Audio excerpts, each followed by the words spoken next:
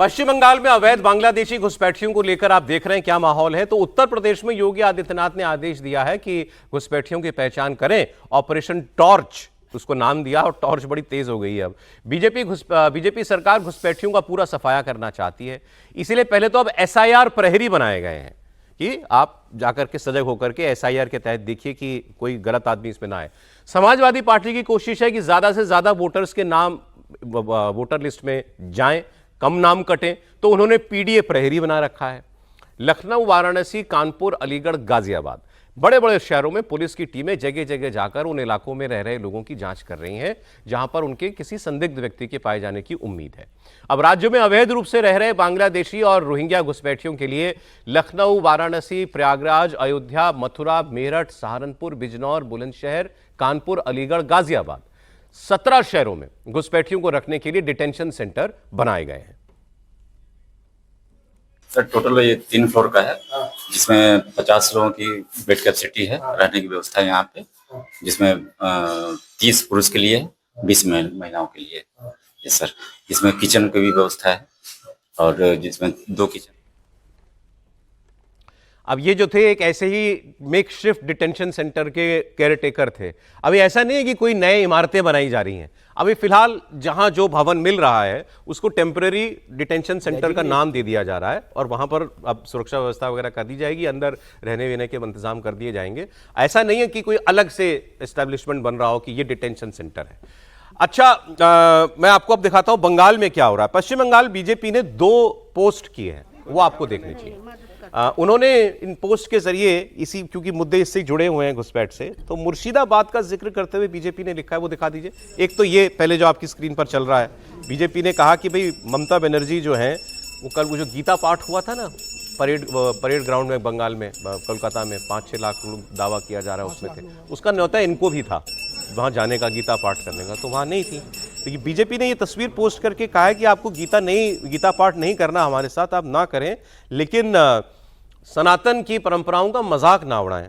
अब ये तस्वीर है मदन मोहन मंदिर की, कूच बिहार में, और बीजेपी कह रही है कि इन्होंने हिंदुओं का अपमान किया।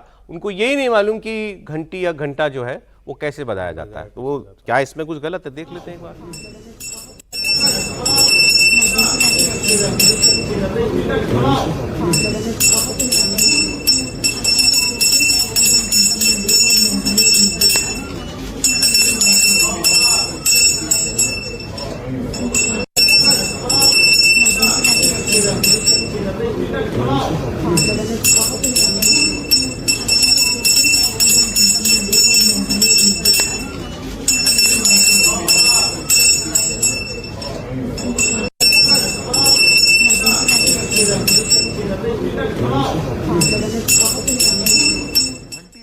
ऐसे घंटी नहीं बजाई जाती, वो तो लग रहा है जैसे मुंगड़ा बांध रही हो। ठीक नहीं कर रही है।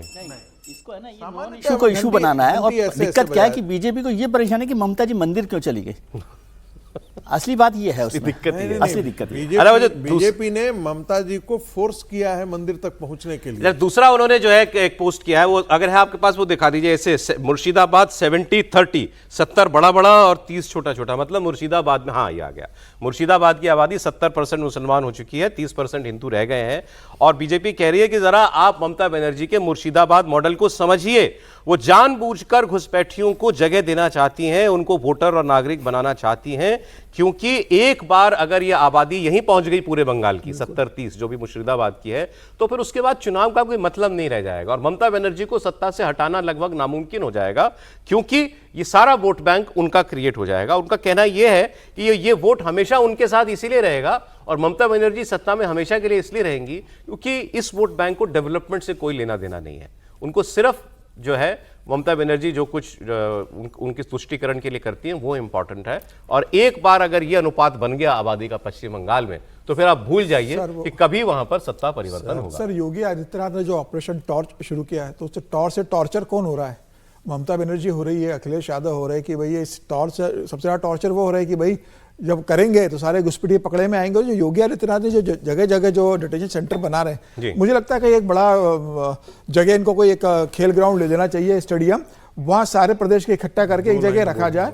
उससे क्या होगा ना सर कि एक जगह वो सबका व्यवस्था होगी, इतना मैन पावर लगना, इतने खाने की एक व्यवस्था, जगह कल एक जगह इंतजाम करें। सर समय बिल्कुल नहीं मेरे पास, प्लीज बहुत शॉर्ट में। देखिए, ये ममता बनर्जी को इस मुगालते में नहीं रहना चाहिए। सीपीएम ने इस वोट बैंक को खड़ा किया था और सीपीएम को इन्हीं लोगों ने, मुसलमानों ने उखाड़ करके फेंक दिया। 73%, 36% से 73% मुस्लिम आबादी जो है वो आज के दिन में तृणमूल कांग्रेस के पास थी, जो कभी सीपीएम के साथ हुआ करती थी। और इसका दूसरा स्टेज ये है कि जैसे ही ये 70% आबादी रहेगी, ममता बनर्जी मुख्यमंत्री ऑटोमेटिक नहीं रहेगा, बंगाल का मुख्यमंत्री कोई मुस्लिम होगा। अच्छा।